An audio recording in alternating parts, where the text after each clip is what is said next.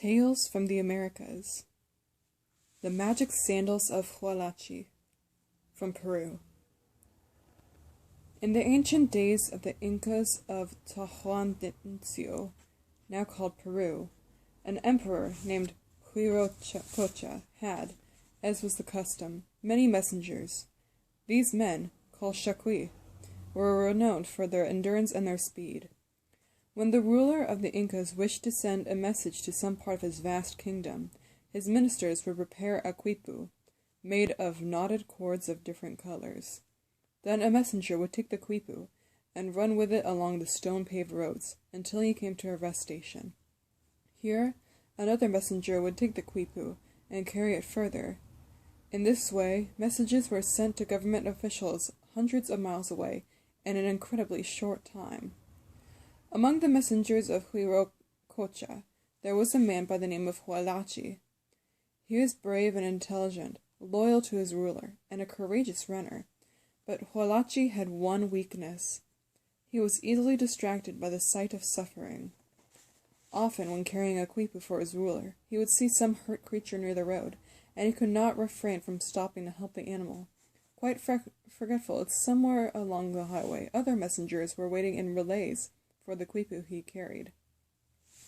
The ruler of the Incas knew about Hualachi's weakness, but he loved his messenger because Hualachi had once saved him from great danger at the risk of his own life. One day Hualachi called Hualachi and gave him a quipu to give to the chief of the Incan armies, which were holding back a warlike enemy on the frontier. The quipu contained instructions for the Incan soldiers. Hualachi warned Hualachi not to tarry by the wayside, but to go with all speed to his destination. Hualachi promised to do so, and he set out. But on the way, he heard a pitiful cry from the bottom of a ravine near the road, and looking down, he saw an old woman who had fallen down the steep slope. Forgetting the message he carried, Hualachi went down into the ravine. He found that the old woman had broken her leg. He picked her up and carried her on his back to her mountain house, and there he looked after her until she could walk a little and take care of herself again. Many days had passed since Hualachi had set out with his message, which he had completely forgotten. But he discovered the quipu in his belt, and suddenly he remembered his errand. He began to run towards the distant frontier as fast as he could go. He ran faster than he had ever run before, and he didn't stop to rest, even though his heart pounded and his lungs cried for air. But long before he reached the frontier, he met another Shaqui coming in from the opposite direction, running towards Cusco. "There is no need to go any further," the other messenger said. "The battle is over. This is the message I am carrying to Hualachi." "Have we been defeated?" Hualachi asked in great distress, sure that his carelessness had caused a disaster.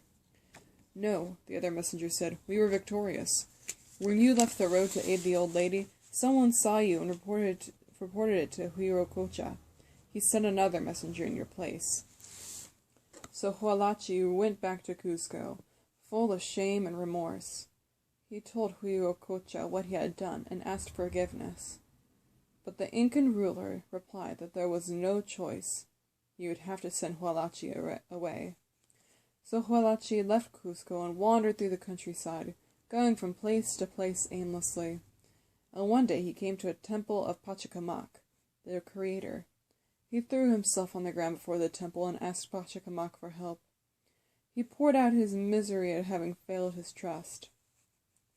Then Hualachi heard a voice. It said, "Take heart. Hualachi is as sad as you are that you have left him. Go back to Cusco, and he will take you again as one of his Shaqui. As a messenger you may have failed, but I know that you have done many good deeds, and I will help you." "But how can I be sure I will not fail Hualachi again?" Hualachi said, "for I am so easily distracted from my tasks." "Look on the earth beside you," the voice of Pachacamac said. Hualachi looked, and he saw there a pair of sandals. "With these sandals on your feet," the voice of Pachacamac went on, "you have only to wish to be in a certain place, and you will be transported there like a flash of lightning. In this way, there will be no more distractions along the road." Hualachi put on the sandals and wished to be back in Cusco.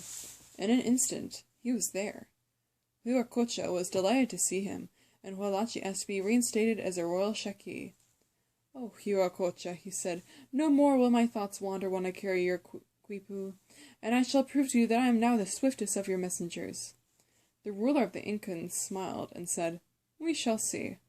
Tomorrow we shall arrange a competition among the 6 of the swiftest messengers in my service. You too will run." The next day Hualachi and the other Shakis set out together, each carrying a quipu bearing a different message to a governor of a distant province. Hualachi ran with the others until he was out of sight of Cusco, and after that he slowed his pace and dropped behind.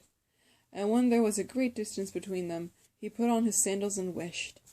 In an instant he was at his destination, where he delivered his message and received the governor's reply. He set on foot, then, on the return journey to Cusco, and on the road he met the other messengers running wearily towards the governor's house. They were astounded to see Hualachi already on the way back. He said nothing apart from his greeting, and when he had passed them and was alone, he put on his sandals and was transported like lightning to the house of the Incan ruler. Huaracocha was elated at Hualachi's success and installed him as the chief of all the Shaki. Never before had there been a messenger as swift as he, nor has there been one since. The speed with which he carried out his missions for the ruler of the Incas gave him much leisure, which he devoted to alleviating the sufferings of human beings and animals alike.